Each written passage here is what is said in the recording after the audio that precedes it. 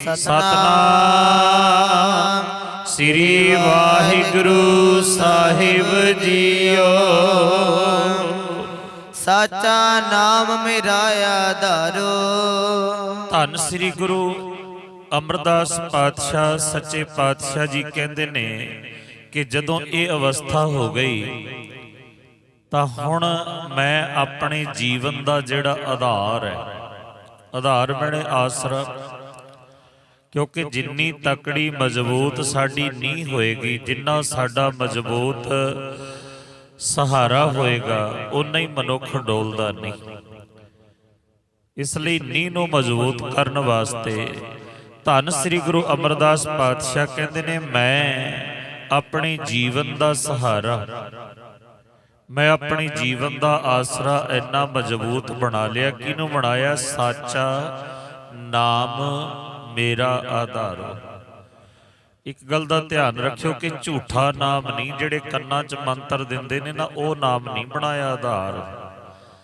और सच्चे गुरु दे कोलों सच्चे नाम नूं अपना आधार बनाया। दुनिया उत्ते बहुत सारे झूठे ने, जेड़े झूठे आधार झूठे नाम दिंदे ने, कन्ना दे विच फूका मारदे ने। पर सतगुरु जी कहते वो सच्चा नहीं। साचे सच्चा नाम जिहड़ा है वो मेरे जीवन का आधार बन गया। हुण डोलदा नहीं मन। साचा नाम मेरा आधार हो। मैं अपने जीवन का स्वामी बना लिया नाम नूं, मैं अपने जीवन का आधार बना लिया नाम नूं। उस नाम नूं अपने जीवन का आधार बनाया जिहड़ा सच्चा है, और जिहड़ा मालक जिहदा ये नाम है वो भी सच्चा है। परमात्मा दे नाम नूं जीवन का आधार बनाउणा है, किसी पखंडी दे नाम नूं नहीं, किसी होर। क्योंकि बहुत सारे लोगों ने अपने नाम नूं ही मुख रखिया होया सी।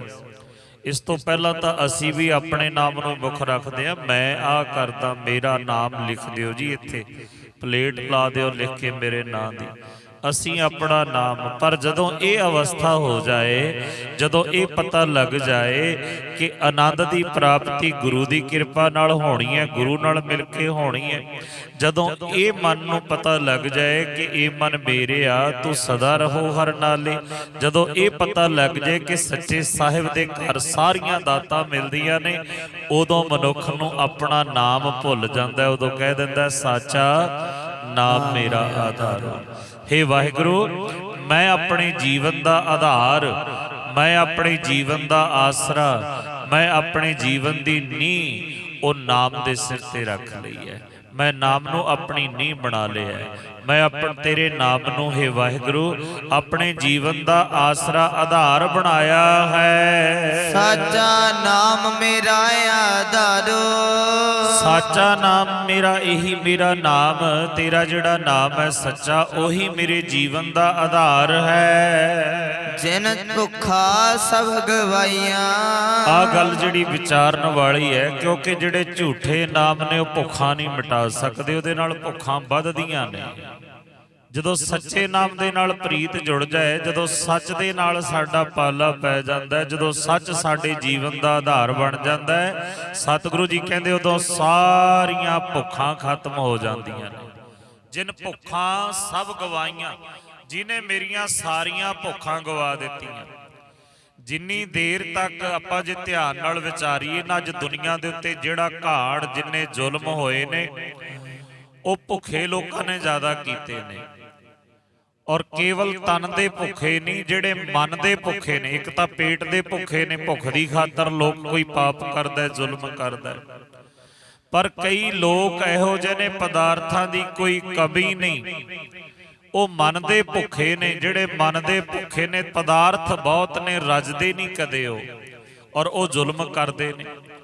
की घाटा हुंदा है? अपने बच्चियां नूं साध संगत जी दाज दे लोभ दे विच आके साड़ दिंदे ने। मन दे भुखे ने, उन्हां नूं तन दी भुख थोड़ी है, उन्हां नूं पेट दी भुख थोड़ी है। पहले ही बथेरे पदार्थ पए ने घर दे विच, जिन्हां दियां भुखां मिट जांदियां ने, जिन्हां दे उत्ते गुरु कृपा कर दिंदा है, बख्शिश करदा है, फिर वो धीआं नूं अग विच नहीं साड़दे, दाज दे लालच दे विच साड़दे नहीं, क्योंकि मन दी भुख चली गई।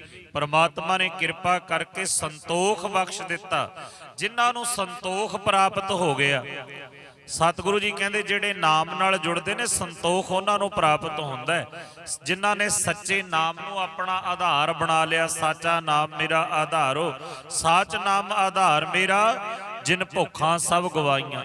ਜਿਸ ਨਾਮ ਨੇ ਮੈਂ ਉਸ ਨਾਮ ਨੂੰ ਆਪਣਾ ਆਧਾਰ ਬਣਾ ਲਿਆ, ਉਸ ਨਾਮ ਨੂੰ ਆਪਣੇ ਜੀਵਨ ਦਾ ਆਸਰਾ ਬਣਾ ਲਿਆ, ਜਿਨੇ ਮੇਰੀਆਂ ਸਾਰੀਆਂ ਭੁੱਖਾਂ ਖਤਮ ਕਰ ਦਿੱਤੀਆਂ। ਜੇ ਇਤਿਹਾਸ ਨੂੰ ਆਪਾਂ ਵਿਚਾਰੀਏ ਸਾਧ ਸੰਗਤ ਜੀ, ਜਿਨ੍ਹਾਂ ਦੇ ਮਨ ਦੀਆਂ ਭੁੱਖਾਂ ਖਤਮ ਹੋਈਆਂ ਨੇ, ਸਿਆਣੇ ਬੰਦੇ ਨੂੰ ਸਮਝਾਉਣਾ, ਵੱਡੇ ਬਜ਼ੁਰਗ ਨੂੰ ਸਮਝਾਉਣਾ ਬੜਾ ਸੌਖਾ ਹੁੰਦਾ ਹੈ, ਪਰ 7 ਸਾਲ ਦੇ ਬੱਚੇ ਨੂੰ ਸਮਝਾਉਣਾ ਬੜਾ ਔਖਾ ਹੈ। ਕਿੰਨੇ ਮਹੀਨੇ ਘੇਰਾ ਪਿਆ ਰਿਹਾ ਆਨੰਦਪੁਰ ਸਾਹਿਬ ਦੇ ਕਿਲੇ ਨੂੰ। ਉੱਥੇ ਸਾਹਿਬਜ਼ਾਦੇ ਵੀ ਸਤਿਗੁਰੂ ਜੀ ਦੇ ਨਾਲ ਨੇ, ਉੱਥੇ ਵੀ ਰੱਜਮਾ ਭੋਜਨ ਨਹੀਂ ਮਿਲਿਆ। ਜਦੋਂ ਸਤਿਗੁਰੂ ਜੀ ਨੇ ਆਨੰਦਪੁਰ ਸਾਹਿਬ ਦਾ ਕਿਲਾ ਛੱਡ ਦਿੱਤਾ,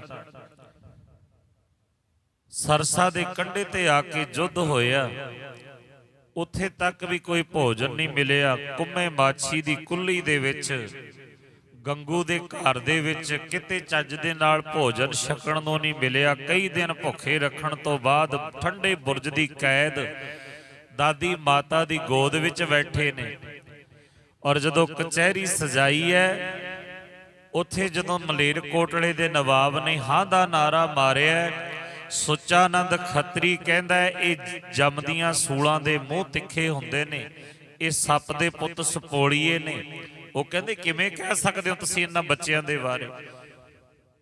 ਭੁੱਖ ਦੇ ਇੰਨੇ ਸਤਾਏ ਹੋਏ ਉਹਨਾਂ ਬੱਚਿਆਂ ਨੂੰ ਡੁਲਾਉਣ ਦੀ ਖਾਤਰ ਪਹਿਲਾਂ ਤਾਂ ਬੜੇ ਲਾਲਚ ਦਿੱਤੇ, ਫਿਰ ਇਹਨਾਂ ਨੇ ਹੋਰ ਸਕੀਮ ਬਣਾਈ, ਬਾਹਰ ਦੁਕਾਨਾਂ ਲਾ ਦਿੱਤੀਆਂ ਚੰਗੇ ਚੰਗੇ ਪਦਾਰਥਾਂ ਦੀਆਂ, ਮਠਿਆਈਆਂ ਦੀਆਂ, ਪਕਵਾਨਾਂ ਦੀਆਂ ਦੁਕਾਨਾਂ ਲੱਗੀਆਂ ਹੋਈਆਂ ਨੇ, ਸੋਹਣੇ ਵਸਤਰਾਂ ਦੀਆਂ। ਬਾਹਰ ਦੁਕਾਨਾਂ ਲੱਗੀਆਂ ਹੋਈਆਂ ਨੇ ਹਥਿਆਰਾਂ ਦੀਆਂ, ਸ਼ਸਤਰਾਂ ਦੀਆਂ। ਸੁੱਚੇ ਨੰਦ ਦੀ ਸ਼ਹਿ ਦੇ ਉੱਤੇ ਸਾਹਿਬਜ਼ਾਦੇ ਬਾਹਰ ਗਏ, ਸਾਧ ਸੰਗਤ ਜੀ, ਜਿਨ੍ਹਾਂ ਨੇ 8 ਮਹੀਨੇ ਆਨੰਦਪੁਰ ਦੇ ਕੈਰ ਕਿਲੇ ਦੇ ਵਿੱਚ ਵੀ ਭੁੱਖ ਕੱਟੀ, ਕੁੰਮੇ ਮਾਛੀ ਦੇ ਘਰ ਵੀ ਭੁੱਖੇ ਰਹੇ, ਗੰਗੂ ਦੇ ਘਰ ਵੀ ਭੁੱਖੇ ਰਹੇ, ਔਰ ਠੰਡੇ ਬੁਰਜ ਦੇ ਵਿੱਚ ਵੀ ਭੁੱਖਾਂ ਝੱਲੀਆਂ। ਔਰ ਜਦੋਂ ਉਹ ਬਾਹਰ ਆਏ, ਨਾ ਤਾਂ ਮਠਿਆਈ ਦੀ ਦੁਕਾਨ ਵੱਲ ਵੇਖਿਆ ਔਰ ਨਾ ਕੱਪੜਿਆਂ ਦੀ ਦੁਕਾਨ ਵੱਲ ਵੇਖਿਆ, ਸਿੱਧੇ ਜਾ ਕੇ ਸ਼ਸਤਰਾਂ ਵਾਲੀ, ਹਥਿਆਰਾਂ ਵਾਲੀ ਦੁਕਾਨ ਤੇ ਪਹੁੰਚ ਗਏ। ਚੰਗੇ ਚੰਗੇ ਇੱਕ ਇੱਕ ਹਥਿਆਰ ਨੂੰ ਚੁੱਕ ਕੇ ਵੇਖਦੇ ਨੇ। ਸੁੱਚਾਨੰਦ ਤੇ ਵਜ਼ੀਰ ਖਾਂ ਕਹਿੰਦਾ, ਬੱਚਿਓ ਕੀ ਕਰੋਗੇ ਇਹਨਾਂ ਹਥਿਆਰਾਂ ਦਾ? ਤੁਹਾਨੂੰ ਭੁੱਖ ਲੱਗੀ ਆ, ਦੇਖੋ ਕਿੰਨੇ ਸੋਹਣੇ ਪਕਵਾਨ ਬਣੇ ਨੇ, ਇਹਨਾਂ ਦਾ ਕੀ ਕਰੋਗੇ ਇਹਨਾਂ ਹਥਿਆਰਾਂ ਨੂੰ ਚੁੱਕ ਕੇ? 7 ਸਾਲ ਦੇ ਛੋਟੇ ਮਾਸੂਮ ਬੱਚੇ, ਜਿਨ੍ਹਾਂ ਦੀ ਉਮਰ 7 ਸਾਲ ਹੈ, ਉਹ ਕਹਿੰਦੇ ਨੇ ਇਹਨਾਂ ਸ਼ਸਤਰਾਂ ਨਾਲ ਉਦੋਂ ਤੱਕ ਲੜਦੇ ਰਵਾਂਗੇ ਜਦੋਂ ਤੱਕ ਜ਼ੁਲਮ ਨੂੰ ਖਤਮ ਨਹੀਂ ਕਰ ਦਿੰਦੇ। ਜਿਨ੍ਹਾਂ ਦੇ ਮਨ ਦੀਆਂ ਭੁੱਖਾਂ ਗਈਆਂ ਨੇ ਉਹਨਾਂ ਦੀ ਗੱਲ ਹੈ। ਹੋਰ ਇਤਿਹਾਸ ਦੀ ਵਿਚਾਰ ਕਰੀਏ, ਜਦੋਂ ਮੀਰ ਮੰਨੂ ਨੇ ਦੇਖਿਆ ਕਿ ਸਿੰਘ ਖਤਮ ਨਹੀਂ ਹੁੰਦੇ, ਖਤਮ ਕਰ ਕਰਕੇ ਹਾਰ ਗਏ ਆ, ਸਿੰਘਾਂ ਦੇ ਸਿਰਾਂ ਦੇ ਮੁੱਲ ਪਾ ਦਿੱਤੇ, ਉਹਨਾਂ ਨੇ ਘਰ ਵੀ ਘੋੜਿਆਂ ਦੀਆਂ ਕਾਠੀਆਂ ਤੇ ਬਣਾ ਲਏ ਆਪਣੇ। ਮੀਰ ਮੰਨੂ ਨੇ ਮੀਟਿੰਗ ਸੱਦੀ, ਬਹੁਤ ਸਾਰੇ ਜਰਨੈਲ ਸਲਾਹਕਾਰ ਬੁਲਾਏ, ਉਹਨਾਂ ਨੂੰ ਕਹਿੰਦਾ ਆਪਾਂ ਹੁਣ ਤਾਂ ਉਹਨਾਂ ਦੇ ਘਰ ਘਾਟ ਵੀ ਉਜਾੜ ਦਿੱਤੇ, ਘਰੋਂ ਬਾਹਰ ਜੰਗਲਾਂ ਦੇ ਵਿੱਚ ਰਹਿੰਦੇ ਨੇ, ਫਿਰ ਵੀ ਉਹ ਹਰ ਰੋਜ਼ ਨਿਤ ਨਵੇਂ ਜਰਨੈਲ ਯੋਧੇ ਬਣ ਕੇ ਸਾਡੇ ਨਾਲ ਜੰਗ ਕਰਦੇ ਨੇ, ਯੁੱਧ ਕਰਨ ਵਾਸਤੇ ਆ ਜਾਂਦੇ ਨੇ। ਇਹਨਾਂ ਦੀ ਫੌਜ ਵਿੱਚ ਨਵੇਂ ਨਵੇਂ ਫੌਜੀ ਸਿੱਖ ਕਿੱਥੋਂ ਭਰਤੀ ਹੁੰਦੇ ਨੇ? ਸੋ ਸਾਧ ਸੰਗਤ ਜੀ, ਉੱਥੇ ਜਿਹੜੇ ਫਿਰ ਸਲਾਹਾਂ ਦੇਣ ਵਾਲੇ ਹੁੰਦੇ ਨੇ, ਉਹਨਾਂ ਨੇ ਦੱਸਿਆ, ਕਹਿੰਦੇ ਤੂੰ ਸਿੰਘਾਂ ਦੇ ਘਰ ਉਜਾੜੇ ਨੇ, ਸਿੰਘਾਂ ਨੂੰ ਘਰਾਂ ਚੋਂ ਕੱਢ ਕੇ ਜੰਗਲਾਂ ਵਿੱਚ ਭੇਜ ਦਿੱਤਾ, ਪਰ ਜਿਹੜੀਆਂ ਬੀਬੀਆਂ ਘਰਾਂ ਵਿੱਚ ਬੈਠੀਆਂ ਨੇ ਉਹਨਾਂ ਨੂੰ ਤਾਂ ਤੁਸੀਂ ਕੁਝ ਨਹੀਂ ਕਿਹਾ। ਉਹ ਛੋਟੇ ਛੋਟੇ ਬੱਚਿਆਂ ਨੂੰ ਆਪਣੇ ਗੋਦ ਵਿੱਚ ਬਿਠਾ ਕੇ ਜਦੋਂ ਦੁੱਧ ਪਿਲਾਉਂਦੀਆਂ ਨੇ, ਉਦੋਂ ਸਾਹਿਬਜ਼ਾਦਿਆਂ ਦਾ ਇਤਿਹਾਸ ਦੱਸਦੀਆਂ ਨੇ। ਉਹ ਆਪਣੇ ਬੱਚਿਆਂ ਨੂੰ ਦੁੱਧ ਪਿਲਾਉਂਦੀਆਂ, ਜਪਜੀ ਸਾਹਿਬ ਦਾ ਪਾਠ ਕਰਦੀਆਂ ਨੇ। ਜਿਹੜੀਆਂ ਅਣਪੜ੍ਹ ਨੇ ਉਹ ਮੂਲ ਮੰਤਰ ਤੇ ਗੁਰਮੰਤਰ ਦਾ ਜਾਪ ਕਰਦੀਆਂ ਨੇ। ਉਹਨਾਂ ਦੇ ਦੁੱਧ ਦੇ ਅੰਦਰ ਘੁਲ ਕੇ ਇਹ ਇੰਨੀ ਸ਼ਕਤੀ ਉਹਨਾਂ ਦੇ ਅੰਦਰ ਚਲੀ ਜਾਂਦੀ ਹੈ, ਫਿਰ ਉਹੀ ਬੱਚੇ ਜਵਾਨ ਹੋ ਕੇ 1.25 ਲੱਖ ਨਾਲ ਲੜਦੇ ਨੇ ਔਰ ਤੁਹਾਡੀਆਂ ਫੌਜਾਂ ਨੂੰ ਲਲਕਾਰਦੇ ਨੇ ਉਹ ਆ ਕੇ। ਜੇ ਤੁਸੀਂ ਸਿੱਖ ਕੌਮ ਨੂੰ ਖਤਮ ਕਰਨਾ ਹੈ, ਇਹਨਾਂ ਦੀਆਂ ਬੀਬੀਆਂ ਨੂੰ ਖਤਮ ਕਰ ਦਿਓ। ਮੀਰ ਮੰਨੂ ਨੇ ਉਸੇ ਟਾਈਮ ਬੀਬੀਆਂ ਨੂੰ ਗ੍ਰਿਫਤਾਰ ਕੀਤਾ। ਜੇਲ੍ਹ ਦੇ ਵਿੱਚ ਬੰਦ ਕਰ ਦਿੱਤਾ। ਸਾਰੇ ਦਿਨ ਵਿੱਚ ਖਾਣ ਨੂੰ ਕੀ ਦੇਣਾ? ਇੱਕ ਰੋਟੀ ਦੇ 4 ਹਿੱਸੇ ਕਰ ਲੈਣੇ ਔਰ 4 ਬੀਬੀਆਂ ਦੇ ਵਿੱਚ ਇੱਕ ਰੋਟੀ ਦੇਣੀ ਖਾਣ ਨੂੰ। ਸਾਰੇ ਦਿਨ ਦੇ ਵਿੱਚ ਇਹ ਰੋਟੀ, ਇੱਕ ਰੋਟੀ 4 ਬੀਬੀਆਂ ਨੂੰ, ਜਿਹਨੂੰ ਆਪਾਂ ਖੰਨਾ ਕਹਿੰਦੇ ਆ, ਅੱਧੀ ਚੋਂ ਅੱਧੀ ਰੋਟੀ ਇੱਕ ਬੀਬੀ ਨੂੰ ਖਾਣ ਨੂੰ ਦੇਣੀ। ਔਰ ਉਹਨਾਂ ਦੇ ਕੋਲੋਂ ਕੰਮ ਕੀ ਲੈਣਾ? ਸਵਾ ਮਣ ਦੇ ਪੀਣੇ ਪਿਹਾਉਣੇ, ਚੱਕੀਆਂ ਚਲਵਾਉਣੀਆਂ ਉਹਨਾਂ ਦੇ ਕੋਲੋਂ। ਔਰ ਇੰਨੇ ਦੁੱਖ ਝੱਲ ਕੇ ਖੰਨੀ ਖੰਨੀ ਖਾ ਕੇ ਰੋਟੀ ਆਪਣੇ ਬੱਚਿਆਂ ਨੂੰ ਦੁੱਧ ਵੀ ਚੰਗਾਉਣਾ। ਫਿਰ ਵੀ ਜਦੋਂ ਉਹਨਾਂ ਨੇ ਗੁਰੂ ਦੇ ਚਰਨਾਂ ਵਿੱਚ ਅਰਦਾਸ ਕਰਨੀ, ਸੱਚੇ ਪਾਤਸ਼ਾਹ ਤੇਰੀ ਕਿਰਪਾ ਨਾਲ, ਤੇਰੀ ਬਖਸ਼ਿਸ਼ ਦੇ ਨਾਲ ਰਾਤਰੀ ਸੁੱਖ ਦੀ ਬਤੀਤ ਹੋਈ ਹੈ, ਦਿਨ ਚੜ੍ਹਿਆ ਸੁੱਖ ਦਾ ਬਤੀਤ ਕਰਾਉਣਾ। ਸਾਰਾ ਦਿਨ ਕਸ਼ਟ ਝੱਲ ਕੇ ਭੁੱਖਿਆਂ ਰਹਿ ਕੇ ਸੰਧਿਆ ਸਮੇਂ ਰਹਿਰਾਸ ਸਾਹਿਬ ਜੀ ਦਾ ਪਾਠ ਕਰਨਾ। ਉਹਨਾਂ ਬੀਬੀਆਂ ਨੇ ਫਿਰ ਅਰਦਾਸ ਕਰਨੀ, ਸੱਚੇ ਪਾਤਸ਼ਾਹ ਤੇਰੀ ਕਿਰਪਾ ਦੇ ਨਾਲ ਦਿਨ ਸੁੱਖਾਂ ਭਰਿਆ ਤੇਰੇ ਭਾਣੇ ਵਿੱਚ ਬਤੀਤ ਹੋਇਆ, ਰਾਤਰੀ ਆਈ ਹੈ ਸੁੱਖਾਂ ਦੀ ਬਤੀਤ ਕਰਾਉਣੀ। ਵੀਰ ਮਨੋ ਨੇ ਸੁਣਨੀਆਂ ਅਰਦਾਸਾਂ ਇਹਨਾਂ ਦੀਆਂ, ਖੰਨੀ ਖੰਨੀ ਖਾ ਕੇ ਇਹਨਾਂ ਤੋਂ ਕੰਮ ਲੈਂਦੇ ਆ, ਇੰਨੇ ਜ਼ੁਲਮ ਸਹਿ ਕੇ ਫਿਰ ਵੀ ਸ਼ੁਕਰਾਨਾ ਕਰਦੀਆਂ ਨੇ ਪ੍ਰਮਾਤਮਾ ਦਾ। ਕਿੱਡਾ ਵੱਡਾ ਸਬਰ, ਕਿੱਡਾ ਵੱਡਾ ਸਿਦਕ ਇਹਨਾਂ ਸਿੱਖ ਬੀਬੀਆਂ ਦੇ ਕੋਲ ਹੈ। ਮੀਰ ਮਨੋ ਉਹਨਾਂ ਨੂੰ ਕਹਿੰਦਾ, ਤੁਹਾਡੇ ਸਿੰਘਾਂ ਨੇ ਤੁਹਾਨੂੰ ਕੀ ਦਿੱਤਾ? ਕਦੀ ਸਾਡੀਆਂ ਬੇਗਮਾਂ ਵੱਲ ਵੇਖੋ, ਉਹ ਸਿਉਨੇ ਦੇ ਨਾਲ, ਚਾਂਦੀ ਦੇ ਨਾਲ, ਹੀਰਿਆਂ ਦੇ ਨਾਲ ਭਰੀਆਂ ਹੋਈਆਂ ਨੇ, ਕੀਮਤੀ ਵਸਤਰ ਪਾਉਂਦੀਆਂ ਨੇ। ਤੁਹਾਨੂੰ ਕੀ ਮਿਲਦਾ? ਤੁਹਾਨੂੰ ਤਾਂ ਤੁਹਾਡੇ ਸਿੰਘ ਜੰਗਲਾਂ ਦੇ ਵਿੱਚ ਰਹਿੰਦੇ ਨੇ, ਸੋਹਣੇ ਵਸਤਰ ਨਹੀਂ ਦੇ ਸਕਦੇ, ਹੀਰੇ ਮੋਤੀ ਸਿਉਨਾ ਚਾਂਦੀ ਤਾਂ ਦੇਣ ਦੀ ਦੂਰ ਦੀ ਗੱਲ ਹੈ। ਤੁਹਾਨੂੰ ਤਾਂ ਖਾਣ ਵਾਸਤੇ ਰੋਟੀ ਵੀ ਚੰਗੀ ਤਰ੍ਹਾਂ ਨਸੀਬ ਨਹੀਂ ਹੁੰਦੀ, 3 ਟਾਈਮ ਦਾ ਭੋਜਨ ਨਹੀਂ ਮਿਲਦਾ।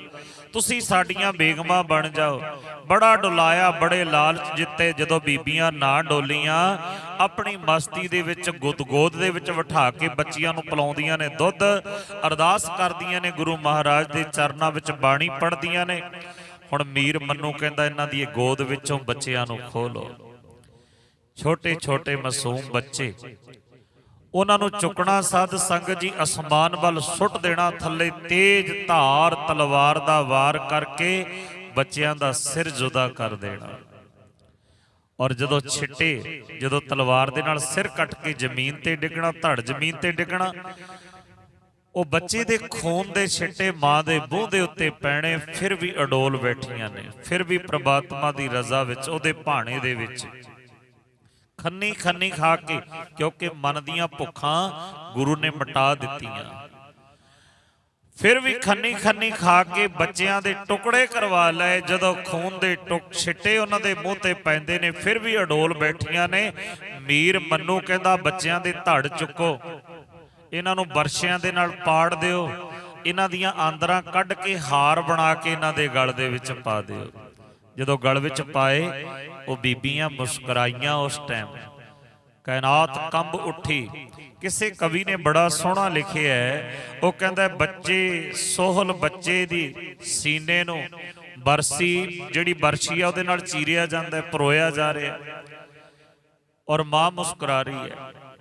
ਸੋਹਲ ਜਿੰਦ, ਸੋਹਲ ਛੋਟੇ ਜਿਹੇ ਮਾਸੂਮ ਬੱਚਿਆਂ ਨੂੰ ਬਰਸ਼ੀ ਪਰੋ ਰਹੀ ਸੀ, ਮਾਂ ਮੁਸਕਰਾ ਰਹੀ ਸੀ, ਕਾਇਨਾਤ ਰੋ ਰਹੀ ਸੀ। ਸਾਰੀ ਕਾਇਨਾਤ ਕੰਬੀ ਹੋਈ ਹੈ, ਰੋ ਰਹੀ ਹੈ। ਮੀਰ ਮਨੂ ਪੁੱਛਦਾ, ਤੁਸੀਂ ਹਜੇ ਵੀ ਹੱਸਦੀ ਹੋ? ਤੁਹਾਨੂੰ ਇਹ ਹਾਸੀ ਕਿਵੇਂ? ਗਲਾਂ ਵਿੱਚ ਤੁਹਾਡੇ ਬੱਚਿਆਂ ਦੇ ਹਾਰ ਪਾ ਦਿੱਤੇ, ਤੁਹਾਡੇ ਬੱਚਿਆਂ ਦੇ ਮਾਸ ਦੇ ਟੁਕੜੇ, ਆਹ ਦੇਖੋ ਇੱਲਾਂ ਲੈ ਕੇ ਕਿੱਥੇ ਕਿੱਥੇ ਉੱਡੀਆਂ ਫਿਰਦੀਆਂ ਨੇ ਅਸਮਾਨ ਵਿੱਚ। ਉਹਨਾਂ ਬੀਬੀਆਂ ਨੇ ਕਿਹਾ ਮੀਰ ਮਨੂ ਨੂੰ, ਮਨੂ ਇਹ ਨਾ ਸੋਚ ਸਾਨੂੰ ਤੂੰ ਖਤਮ ਕਰ ਦੇਂਗਾ, ਸਾਡੇ ਬੱਚਿਆਂ ਦੇ ਹਾਰ ਸਾਡੇ ਗਲਾਂ ਵਿੱਚ ਪਾ ਕੇ। ਉਹ ਵੇਖ ਜਿਹੜੀਆਂ ਇੱਲਾਂ ਮਾਸ ਦੇ ਟੁਕੜੇ ਲੈ ਕੇ ਸਮਾਨ ਚੁੱੜ ਰਹੀਆਂ ਨੇ ਨਾ, ਜਿੰਨੀ ਉੱਚੀ ਇਹ ਮਾਸ ਦੇ ਟੁਕੜੇ ਸਾਡੇ ਬੱਚਿਆਂ ਦੇ ਲੈ ਕੇ ਉੱਡਣਗੀਆਂ, ਸਿੱਖ ਕੌਮ ਦੇ ਨਿਸ਼ਾਨ ਸਾਹਿਬ ਇੰਨੇ ਉੱਚੇ ਝੂਲਣੇ ਨੇ। ਐਦਾਂ ਦੇ ਬਚਨ ਉਹਨਾਂ ਬੀਬੀਆਂ ਨੇ ਜਦੋਂ ਆਖੇ, ਕਿਉਂਕਿ ਮਨ ਦੀਆਂ ਭੁੱਖਾਂ ਖਤਮ ਹੋਈਆਂ ਨੇ ਨਾਮ ਜਪ ਕੇ। ਗੁਰੂ ਕਿਰਪਾ ਕਰਦਾ ਜਿਨ੍ਹਾਂ ਦੇ ਮਨ ਦੀਆਂ ਭੁੱਖਾਂ ਮਿਟਾ ਦਿੱਤੀਆਂ। ਸਤਿਗੁਰੂ ਜੀ ਕਹਿੰਦੇ, ਸਾਚਾ ਨਾਮ ਮੇਰਾ ਆਧਾਰੋ, ਸਾਚ ਨਾਮ ਆਧਾਰ ਮੇਰਾ, ਜਿਨ ਭੁੱਖਾਂ ਸਭ ਗਵਾਈਆਂ। ਜ਼ਿਆਦਾ ਪੁਰਾਣੀ ਗੱਲ ਨਹੀਂ, 1984 ਦੀ ਗੱਲ ਵੀ ਆਪਾਂ ਵੇਖ ਲਈਏ। ਸਿੱਖਾਂ ਦੇ ਘਰਾਂ ਨੂੰ ਅੱਗਾਂ ਲਾ ਦਿੱਤੀਆਂ, ਗਲਾਂ 'ਚ ਟਾਇਰ ਪਾ ਪਾ ਕੇ ਸਾੜ ਦਿੱਤੇ, ਘਰ ਉਜਾੜ ਦਿੱਤੇ। ਜਦੋਂ ਉਹਨਾਂ ਭੁੱਖਣ ਭਾਣੇ ਸਿੰਘ ਜਿਹੜੇ ਉੱਥੇ ਬੈਠੇ ਸੀ ਪਰਿਵਾਰ, ਉਹਨਾਂ ਵਾਸਤੇ ਪੰਜਾਬ ਦੀ ਧਰਤੀ ਤੋਂ ਫਿਰ ਕੋਈ ਦਿੱਲੀ, ਕਾਨਪੁਰ, ਜਬਲਪੁਰ ਆਦਿਕ ਟਰੱਕ ਭਰ ਕੇ ਰਾਸ਼ਨ ਦੇ ਗਏ। ਲਿਫਾਫਿਆਂ ਦੇ ਵਿੱਚ ਪਾ ਪਾ ਕੇ ਜਦੋਂ ਸਿੰਘ ਰਾਸ਼ਨ ਵੰਡਣ ਲੱਗੇ ਨਾ, ਉਦੋਂ ਰਾਸ਼ਨ ਲੈਣ ਵਾਲੇ ਕੇਵਲ ਸਿੱਖ ਨਹੀਂ, ਦੂਸਰੇ ਧਰਮਾਂ ਦੇ ਲੋਕ ਵੀ ਆਏ। ਇੱਕ ਬਜ਼ੁਰਗ ਨੇ ਉੱਚੀ ਦੇਰੀ ਆਵਾਜ਼ ਮਾਰ ਕੇ ਰਾਸ਼ਨ ਵੰਡਣ ਵਾਲਿਆਂ ਨੂੰ ਆਖਿਆ, ਕਹਿੰਦਾ ਓਏ ਇਦਾਂ ਰਾਸ਼ਨ ਦੇ ਲਿਫਾਫੇ ਨਾ ਸੁੱਟੋ। ਤਾਂ ਅੱਗਿਓਂ ਵਰਤਾਉਣ ਵਾਲੇ ਨੇ ਪੁੱਛਿਆ, ਕਿਉਂ ਨਾ ਸੁੱਟੀਏ? ਕਹਿੰਦਾ ਇਹ ਰਾਸ਼ਨ ਉਹ ਵੀ ਲੈ ਕੇ ਜਾ ਰਹੇ ਨੇ ਜਿਨ੍ਹਾਂ ਨੇ ਕੱਲ ਸਾਡੇ ਘਰਾਂ ਨੂੰ ਅੱਗਾਂ ਲਾਈਆਂ ਸੀ, ਜਿਨ੍ਹਾਂ ਨੇ ਕੱਲ ਸਾਨੂੰ ਲੁੱਟਿਆ ਸੀ, ਇਹ ਉਹ ਵੀ ਲਿਫਾਫੇ ਚੁੱਕੀ ਜਾ ਰਹੇ ਨੇ। ਉਹ ਸਿੰਘ ਕਹਿੰਦਾ ਫਿਰ ਤਾਂ ਜਕਾਰੇ ਗਜਾਓ, ਅਕਾਲ ਪੁਰਖ ਵਾਹਿਗੁਰੂ ਦਾ ਕਲਗੀਧਰ ਦਾ ਧੰਨਵਾਦ ਕਰੋ ਕਿ ਜਿਨ੍ਹਾਂ ਨੇ ਸਾਨੂੰ ਲੁੱਟਿਆ ਉਹ ਅੱਜ ਵੀ ਸਾਡੇ ਕੋਲੋਂ ਮੰਗਦੇ ਨੇ, ਉਹ ਲੁੱਟ ਕੇ ਵੀ ਨਹੀਂ ਰੱਜ ਸਕੇ। ਸੋ ਸਾਧ ਸੰਗਤ ਜੀ, ਜਿਨ੍ਹਾਂ ਦੇ ਮਨ ਦੀਆਂ ਭੁੱਖਾਂ ਨਹੀਂ ਗਈਆਂ, ਉਹ ਧੀਆਂ ਦਾ ਦਾਜ ਲੈ ਲੈ ਕੇ ਵੀ ਸਾੜ ਸਾੜ ਕੇ ਮਾਰਦੇ ਨੇ, ਉਹਨਾਂ ਧੀਆਂ ਨੂੰ ਮਾਰਦੇ ਨੇ, ਉਹ ਜ਼ੁਲਮ ਕਰਦੇ ਨੇ। ਅਸਲ ਵਿੱਚ ਜ਼ੁਲਮ ਉਹ ਕਰਦਾ ਜਿਹੜਾ ਭੁੱਖਾ ਹੈ, ਜਿਹਦੇ ਮਨ ਦੀ ਭੁੱਖ ਨਹੀਂ ਗਈ। ਕੇਵਲ ਤਨ ਦਾ ਭੁੱਖਾ ਨਹੀਂ, ਪੇਟ ਦਾ ਭੁੱਖਾ ਨਹੀਂ ਜ਼ੁਲਮ ਕਰਦਾ, ਜਿਹੜਾ ਮਨ ਦਾ ਭੁੱਖਾ ਹੈ ਉਹ ਜ਼ੁਲਮ ਕਰਦਾ ਹੈ। ਸਤਿਗੁਰੂ ਜੀ ਕਹਿੰਦੇ ਮਨ ਦੀਆਂ ਭੁੱਖਾਂ ਗਵਾ ਦਿੱਤੀਆਂ ਮੇਰੇ ਸਤਿਗੁਰੂ ਨੇ, ਮੇਰੇ ਵਾਹਿਗੁਰੂ ਦੇ ਨਾਮ ਨੇ। ਉਹ ਸੱਚਾ ਨਾਮ, ਸਾਚ ਨਾਮ ਆਧਾਰ ਮੇਰਾ। ਕਿਹੜਾ ਆਧਾਰ ਬਣਾਇਆ? ਜਿਨ ਭੁੱਖਾਂ ਸਭ ਗਵਾਈਆਂ, ਜਿਹਨੇ ਸਾਰੀਆਂ ਭੁੱਖਾਂ ਗਵਾ ਦਿੱਤੀਆਂ। ਹੁਣ ਸਾਨੂੰ ਭੁੱਖ ਹੈ ਸੰਸਾਰ ਦੀ ਵੀ, ਸੰਸਾਰ ਦੇ ਪਦਾਰਥਾਂ ਦੀ ਵੀ। ਇਹ ਵੀ ਭੁੱਖ ਸਾਨੂੰ ਦੂਰ ਕਰਨ ਵਾਸਤੇ। ਹੁਣ ਕਈ ਵਾਰ ਨਾ ਕਈ ਵੀਰਾਂ ਦਾ ਖਿਆਲ ਹੁੰਦਾ ਹੈ ਕਿ ਸਾਨੂੰ ਤਾਂ ਗੁਰੂ ਮਹਾਰਾਜ ਨੇ ਕਿਹਾ ਲਾਲਚ ਨਾ ਕਰੋ, ਲੋਭ ਨਾ ਕਰੋ, ਪਰ ਜਿਹੜੀਆਂ ਚੀਜ਼ਾਂ ਸਾਧ ਸੰਗਤ ਜੀ ਧੀਆਂ ਪੁੱਤਰਾਂ ਦੀਆਂ ਦਾਤਾਂ ਅਸੀਂ ਮੰਗਦੇ ਹਾਂ, ਸਾਡੀਆਂ ਇਹ ਲੋਭ ਨਹੀਂ, ਇਹ ਲਾਲਚ ਨਹੀਂ, ਇਹ ਸਾਡੀਆਂ ਲੋੜਾਂ ਨੇ। ਅਸੀਂ ਪਦਾਰਥ ਮੰਗਦੇ ਹਾਂ, ਧਨ ਦੌਲਤ ਮੰਗਦੇ ਹਾਂ, ਜ਼ਮੀਨ ਜਾਇਦਾਦ, ਹੋਰ ਪਰਿਵਾਰਕ ਸੁੱਖ ਸਾਧਨ ਮੰਗਦੇ ਹਾਂ। ਇਹ ਲੋਭ ਲਾਲਚ ਨਹੀਂ।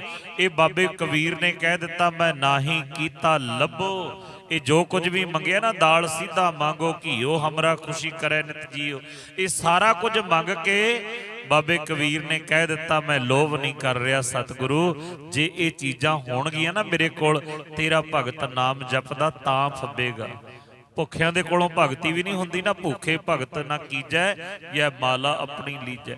ਭੁੱਖਿਆਂ ਕੋਲੋਂ ਕਿੱਥੇ ਭਗਤੀ ਹੁੰਦੀ ਹੈ, ਭੁੱਖਿਆਂ ਕੋਲੋਂ ਕਿੱਥੇ ਨਾਮ ਜਪਦਾ, ਉੱਥੇ ਤਾਂ ਫਿਰ ਰੋਟੀ ਇਹ ਨਜ਼ਰ ਆਉਂਦੀ ਹੈ। ਇਸੇ ਲਈ ਸਤਿਗੁਰੂ ਜੀ ਨੇ ਕਿਹਾ ਸਾਰੇ ਪਦਾਰਥ ਚਾਹੀਦੇ ਨੇ। ਸਿੱਖ ਨੂੰ ਪਦਾਰਥਾਂ ਦਾ ਤਿਆਗੀ ਨਹੀਂ ਬਣਾਇਆ। ਪਦਾਰਥਾਂ ਦੇ ਵਿੱਚ ਰਹਿ ਕੇ, ਮਾਇਆ ਦੇ ਵਿੱਚ ਰਹਿ ਕੇ, ਪਰਿਵਾਰ ਦੇ ਵਿੱਚ ਰਹਿ ਕੇ ਨਿਰਲੇਪ ਰਹਿਣਾ, ਇਹ ਸਤਿਗੁਰੂ ਜੀ ਨੇ ਸਾਨੂੰ ਜੁਗਤੀ ਸਿਖਾਈ ਹੈ। ਇਹ ਪਦਾਰਥ ਸਾਨੂੰ ਚਾਹੀਦੇ ਨੇ, ਅਸੀਂ ਗੁਰੂ ਕੋਲੋਂ ਮੰਗਦੇ ਹਾਂ। ਭਗਤ ਧੰਨੇ ਨੇ ਮੰਗੇ ਹੈ। ਆਪਾਂ ਅਰਦਾਸਾਂ ਕਰਾਉਂਦੇ ਹਾਂ। ਕੱਲ ਗੁਰਮੁਖ ਪਰਿਵਾਰ ਨੇ ਕਿਸੇ ਨੇ ਬੱਚੀ ਦੀ ਦਾਤ ਦੀ ਜਾਚਨਾ ਕੀਤੀ, ਕਿੰਨੀ ਖੁਸ਼ੀ ਹੁੰਦੀ ਹੈ। ਗੁਰੂ ਹਰਗੋਬਿੰਦ ਸਾਹਿਬ ਜੀ ਮਹਾਰਾਜ ਜੀ ਨੇ ਝੋਲੀ ਫੈਲਾ ਕੇ ਮਾਤਾ ਗੰਗਾ ਨੂੰ ਕਿਹਾ। ਗੁਰੂ ਸਾਡੇ ਛੇਵੇਂ ਪਾਤਸ਼ਾਹ ਗੁਰੂ ਹਰਗੋਬਿੰਦ ਸਾਹਿਬ ਜੀ ਮਹਾਰਾਜ ਜਗਤ ਮਾਤਾ ਗੰਗਾ ਜੀ ਦੇ ਕੋਲ ਝੋਲੀ ਫੈਲਾ ਕੇ ਮੰਗ ਰਹੇ ਨੇ। ਜਦੋਂ ਗੁਰੂ ਹਰਗੋਬਿੰਦ ਸਾਹਿਬ ਜੀ ਮਹਾਰਾਜ ਦੇ ਘਰ ਵੱਡੇ ਪੁੱਤਰ ਨੇ ਜਨਮ ਲਿਆ ਨਾ, ਬਾਬਾ ਗੁਰਦਿੱਤਾ ਜੀ ਨੇ, ਮਾਤਾ ਗੰਗਾ ਜੀ ਬੜੇ ਪ੍ਰਸੰਨ। ਗੁਰੂ ਹਰਗੋਬਿੰਦ ਸਾਹਿਬ ਜੀ ਮਹਾਰਾਜ ਕਹਿੰਦੇ, ਮਾਂ ਅੱਜ ਤੂੰ ਬੜੀ ਪ੍ਰਸੰਨ ਹੈ, ਬੜੀ ਖੁਸ਼ ਹੈ, ਅੱਜ ਤਾਂ ਤੇਰੇ ਕੋਲੋਂ ਕੋਈ ਜੋ ਵੀ ਮੰਗੇ ਉਹਦੀਆਂ ਝੋਲੀਆਂ ਭਰ ਦੇਂਗੀ।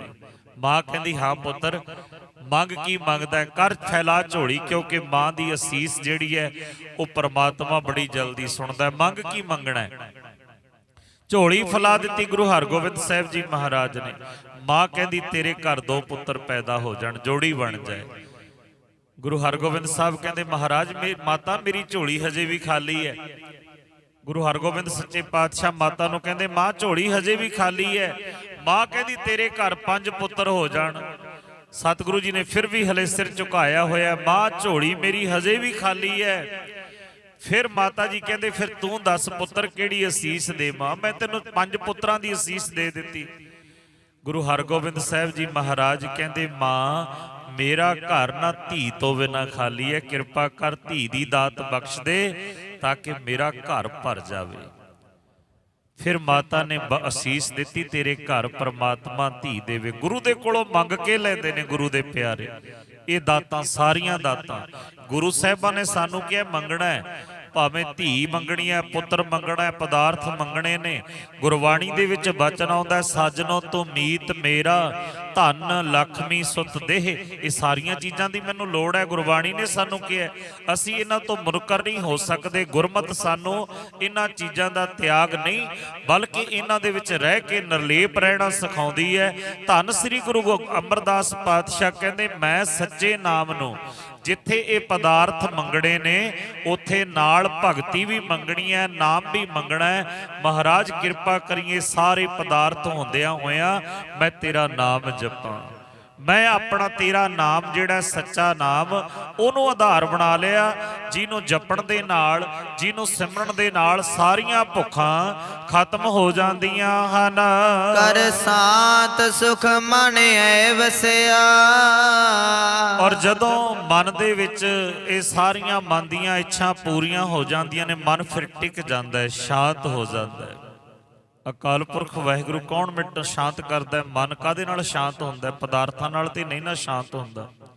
ਸ਼ਾਂਤ ਹੋਣਾ ਨਾਮ ਦੇ ਨਾਲ। ਮਨ ਦੀ ਤ੍ਰਿਪਤੀ ਹੋਣੀ ਹੈ ਜਦੋਂ ਗੁਰੂ ਨੇ ਸੰਤੋਖ ਬਖਸ਼ ਦੇਣਾ ਹੈ। ਸਾਰੇ ਪਦਾਰਥ ਦੇਣ ਤੋਂ ਬਾਅਦ ਸੰਤੋਖ ਸਤਿਗੁਰੂ ਦੇਵੇ, ਨਹੀਂ ਤਾਂ ਜਿੰਨੀ ਦੇਰ ਤੱਕ ਸੰਤੋਖ ਨਹੀਂ ਨਾ, ਕੋਈ ਮਨੁੱਖ ਰੱਜਦਾ ਨਹੀਂ, ਉਹਨੂੰ ਸ਼ਾਂਤੀ ਨਹੀਂ ਆਉਂਦੀ। ਇੱਕ ਰਾਜਕੁਮਾਰ ਇੱਕ ਸੰਤ ਦੇ ਕੋਲ, ਫਕੀਰ ਦੇ ਕੋਲ ਗਿਆ।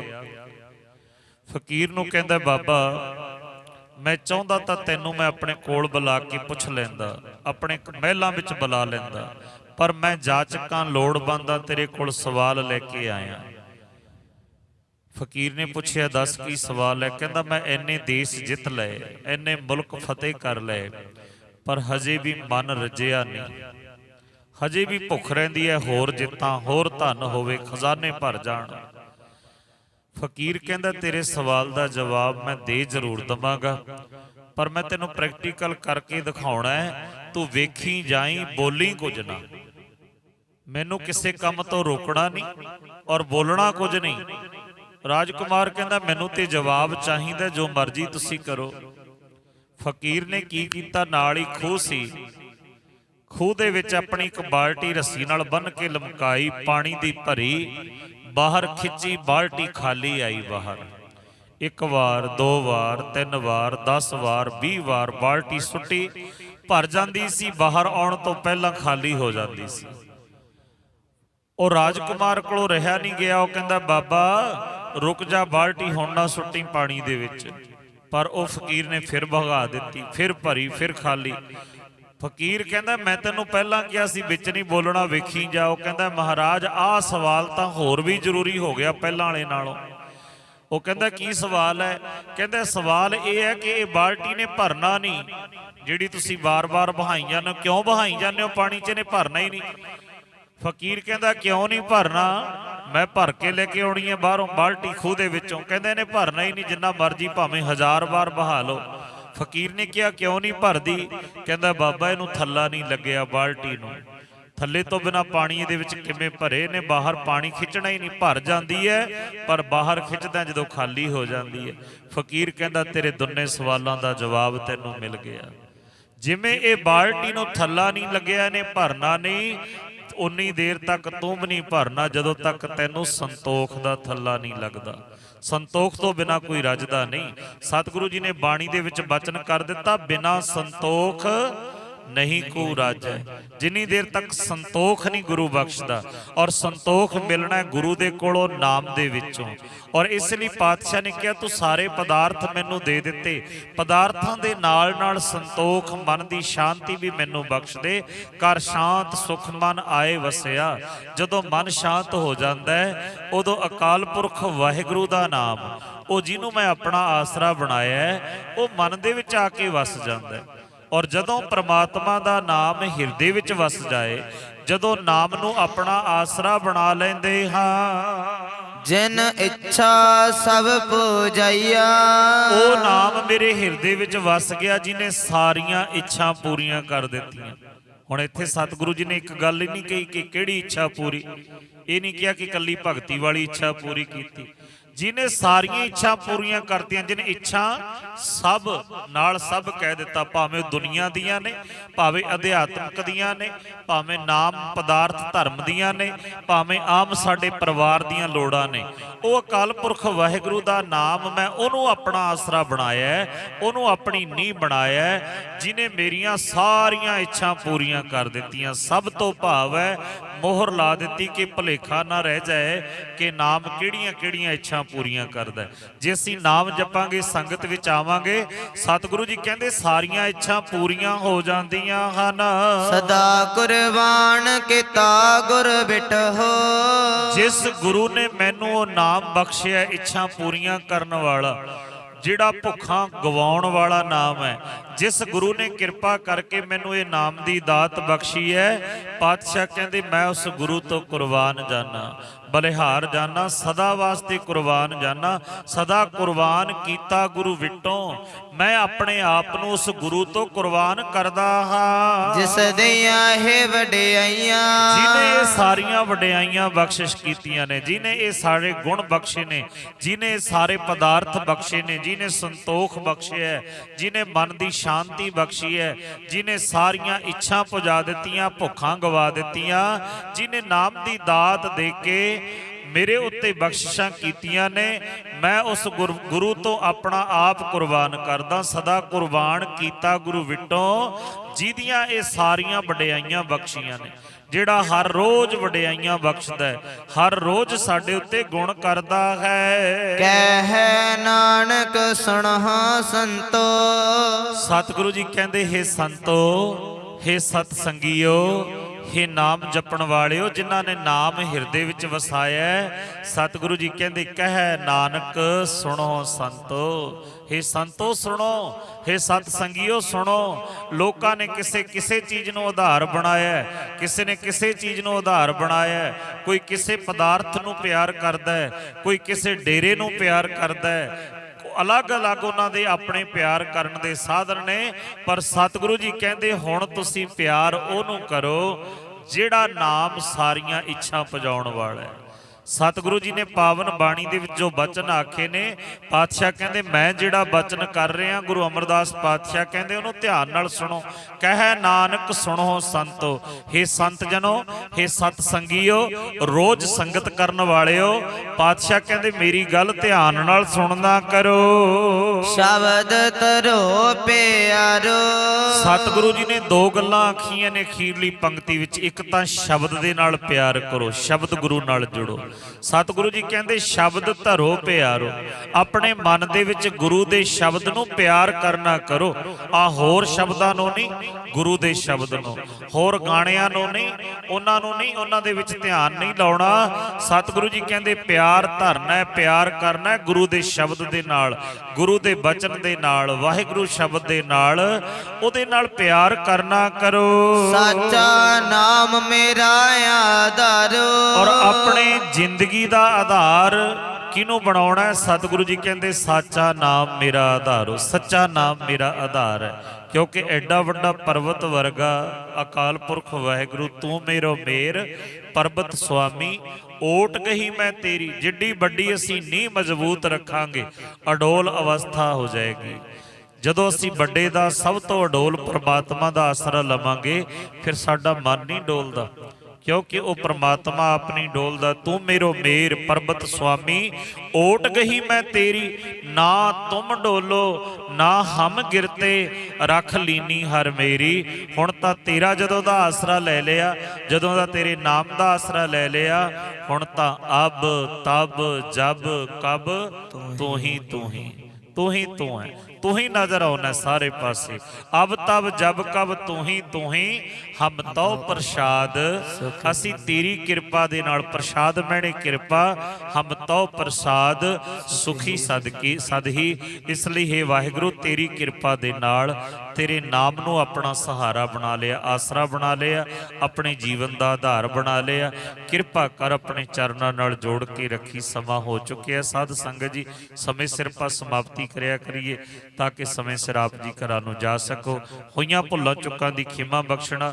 ਸਾਰੀ ਸੰਗਤ ਦੇ ਚਰਨਾਂ ਵਿੱਚ ਬੇਨਤੀ ਹੈ ਕਿ ਆਪਾਂ ਅਰਦਾਸਾਂ ਵੀ ਕਰਦੇ ਹਾਂ, ਪਰ ਸਾਨੂੰ ਗੁਰੂ ਸਾਹਿਬਾਂ ਨੇ ਇੱਕ ਹੋਰ ਮਰਿਆਦਾ ਸਿਖਾਈ ਹੈ ਕਿ ਜਦੋਂ ਅਸੀਂ ਅਰਦਾਸ ਕਰਦੇ ਹਾਂ ਨਾ, ਉਦੋਂ ਸਤਿਗੁਰੂ ਜੀ ਨੇ ਜਿਹਨੂੰ ਵੀ ਕਿਹਾ ਨਾ ਅਰਦਾਸ ਕਰਾਉਣ ਵਾਸਤੇ, ਨਾਲ ਇੱਕ ਬਚਨ ਆਖਿਆ ਸੀ, ਤਿਹਾਵਲ ਪ੍ਰਸ਼ਾਦ, ਕੜਾ ਪ੍ਰਸ਼ਾਦ ਦੀ ਦੇਗ ਬਣਾ ਕੇ ਅਰਦਾਸ ਕਰਨੀ। ਸੋ ਸਾਧ ਸੰਗਤ ਜੀ, ਜਦੋਂ ਵੀ ਆਪਾਂ ਨੇ ਜਿਹਨੇ ਅਰਦਾਸਾਂ ਕਰਨੀਆਂ ਹੋਣ ਨਾ, ਉਹ ਨਾਲ ਪ੍ਰਸ਼ਾਦ ਜ਼ਰੂਰ ਭੇਟ ਕਰਿਆ ਕਰੋ। ਭਾਵੇਂ ਰਸਤਾ ਭੇਟ ਕਰ ਦਿਓ, ਗੁਰੂ ਘਰ ਵਿੱਚ ਪ੍ਰਸ਼ਾਦ ਤਿਆਰ ਹੁੰਦਾ, ਕਿਉਂਕਿ ਅਰਦਾਸ ਬੇਨਤੀ ਸਾਡੀ ਪ੍ਰਵਾਨ ਹੋਣੀ ਹੈ। ਪਰ ਸਤਿਗੁਰਾਂ ਨੇ ਹਮੇਸ਼ਾ ਇਹੋ ਹੀ ਬਚਨ ਆਖਿਆ ਕਿ ਜਦੋਂ ਵੀ ਅਰਦਾਸ ਕਰਨੀ ਹੈ, ਤਿਹਾਵਲ ਕੜਾ ਪ੍ਰਸ਼ਾਦ ਦੀ ਤਿਆਰ ਕਰਕੇ ਅਰਦਾਸ ਕਰੋ ਗੁਰੂ ਦੇ ਚਰਨਾਂ ਵਿੱਚ। ਫਿਰ ਜੋ ਮੰਗਾਂਗੇ ਉਹ ਸਾਨੂੰ ਪ੍ਰਾਪਤ ਹੋ ਜਾਂਦਾ ਹੈ। ਸਾਰੀਆਂ ਸੰਗਤਾਂ ਨੂੰ ਬੇਨਤੀ ਹੈ, ਕਿਸੇ ਭਰਮ ਵਿੱਚ ਨਹੀਂ ਪੈਣਾ, ਕਿਸੇ ਭੁਲੇਖੇ 'ਚ ਨਹੀਂ ਪੈਣਾ। ਵੱਧ ਚੜ੍ਹ ਕੇ ਗੁਰੂ ਘਰ ਦੀ ਸੇਵਾ ਵੀ ਕਰਨੀ ਹੈ, ਲੰਗਰਾਂ ਦੀ ਸੇਵਾ ਵੀ ਕਰਨੀ ਹੈ। ਬਹੁਤ ਸਾਰੇ ਵੀਰਾਂ ਦਾ ਖਿਆਲ ਹੁੰਦਾ ਕਿ ਲੰਗਰ ਕਿਉਂ, ਕਿਉਂਕਿ ਲੰਗਰ ਜਿਹੜਾ ਹੈ ਗੁਰੂ ਸਾਹਿਬਾਨ ਨੇ ਸਾਨੂੰ ਪੰਗਤ ਤੇ ਸੰਗਤ ਦੇ ਨਾਲ ਜੋੜਿਆ। ਇਹ ਦੋਨੋਂ ਕੰਮ ਬਰਾਬਰ ਚੱਲਦੇ ਰਹਿਣ। ਲੰਗਰਾਂ ਦੇ ਵਿੱਚ ਵੀ ਸੇਵਾ ਕਰਨੀ ਹੈ, ਪੰਗਤ ਦੇ ਵਿੱਚ ਵੀ ਸਜਣਾ ਹੈ, ਔਰ ਗੁਰੂ ਦੀ ਸੰਗਤ ਦੇ ਵਿੱਚ ਵੀ ਵੱਧ ਤੋਂ ਵੱਧ ਜੁੜਨਾ ਹੈ, ਔਰ ਗੁਰੂ ਦੇ ਚਰਨਾਂ ਵਿੱਚ ਅਰਦਾਸ ਬੇਨਤੀ ਕਰਨੀ ਹੈ। ਫਿਰ ਸਤਿਗੁਰੂ ਕਿਰਪਾ ਕਰਦੇ ਨੇ, ਉਹ ਸਾਰੀਆਂ ਇੱਛਾ ਪੂਰੀਆਂ ਕਰਦੇ ਨੇ। ਜੋ ਵੀ ਸਾਡੀ ਇੱਛਾ, ਜੋ ਵੀ ਸਾਡੀ ਲੋੜ ਹੋਏਗੀ, ਉਹ ਗੁਰੂ ਨੇ ਪੂਰੀ ਕਰਨੀ ਹੈ। ਧੀਆਂ ਪੁੱਤਰਾਂ ਦੀਆਂ ਦਾਤਾਂ ਵੀ ਉਹਨੇ ਦੇਣੀਆਂ ਨੇ, ਧਨ ਦੌਲਤ ਵੀ ਉਹਨੇ ਦੇਣਾ ਹੈ, ਦੇਸਾਂ ਵਿਦੇਸਾਂ ਦੇ ਵਿੱਚ ਸਹਾਇਤਾ ਵੀ ਉਹਨੇ ਕਰਨੀ ਹੈ, ਤਨ ਨੂੰ ਅਰੋਗ ਵੀ ਉਹਨੇ ਕਰਾਉਣਾ ਹੈ। ਕਿਉਂਕਿ ਮੇਰਾ ਵੈਦ ਗੁਰੂ ਗੋਬਿੰਦ, ਉਹ ਸਾਰੇ ਰੋਗ ਕੱਟ ਦਿੰਦਾ ਹੈ। ਹਰ ਹਰ ਨਾਮ ਔਖਦ ਮੁਖ ਦੇਵੈ, ਕਾਟੈ ਜਪਤੀ ਖਾਂਦਾ। ਜਿਹੜੇ ਮਰਜ਼ੀ ਪੱਖ ਤੋਂ ਅਸੀਂ ਗੁਰੂ ਨੂੰ ਯਾਦ ਕਰੀਏ, ਗੁਰੂ ਉਸੇ ਤਰ੍ਹਾਂ ਹੀ ਸਾਡੀ ਮਦਦ ਕਰਦਾ ਹੈ। ਸੇਵਾ ਸਤਿਗੁਰੂ ਘਾਲ ਥਾਂ ਪਾਉਂਦੇ ਨੇ। ਅੱਜ ਦੇ ਲੰਗਰਾਂ ਦੀ ਸੇਵਾ ਭਾਈ ਜਤਵਿੰਦਰ ਸਿੰਘ ਪੁੱਤਰ ਰਾਜੂ ਸਿੰਘ, ਅਮਰੀਕ ਸਿੰਘ ਅਤੇ ਸਿੱਖਾਂ ਦੇ ਸਮੂਹ ਪਰਿਵਾਰ ਵੱਲੋਂ ਲੰਗਰਾਂ ਦੀ ਸੇਵਾ ਕੀਤੀ ਗਈ ਹੈ। ਸਤਿਗੁਰੂ ਕਿਰਪਾ ਕਰਨ, ਸਾਰੀਆਂ ਸੰਗਤਾਂ ਦੇ ਸਿਰ ਤੇ ਮਿਹਰ ਭਰਿਆ ਹੱਥ ਰੱਖਣ, ਵੱਧ ਚੜ੍ਹ ਕੇ ਸੇਵਾ ਦੇ ਵਿੱਚ ਹਿੱਸਾ ਪਾਉਣਾ ਹੈ। ਇਹ ਲੰਗਰ ਤੇ ਇਹ ਪੰਗਤ ਤੇ ਸੰਗਤ ਦੋਨੋਂ ਨੇ ਲਗਾਤਾਰ 40 ਦਿਨ ਚਲਾਉਣੇ ਨੇ। ਸਤਿਗੁਰੂ ਕਿਰਪਾ ਕਰਨ, ਸਾਰਿਆਂ ਦੇ ਸਿਰ ਤੇ ਮਿਹਰ ਭਰਿਆ ਹੱਥ ਰੱਖਣ, ਫਿਕਰ ਨਾ ਕੋਈ ਪਵੇ। ਇਹ ਵੀ ਅਰਦਾਸ ਗੁਰੂ ਦੇ ਚਰਨਾਂ ਵਿੱਚ ਕਰਨੀ ਹੈ। ਔਰ 2 ਮਿੰਟ ਵਾਸਤੇ ਸਿਮਰਨ, ਉਸ ਤੋਂ ਬਾਅਦ ਆਨੰਦ ਸਾਹਿਬ ਦੀ ਬਾਣੀ ਦਾ ਜਾਪ।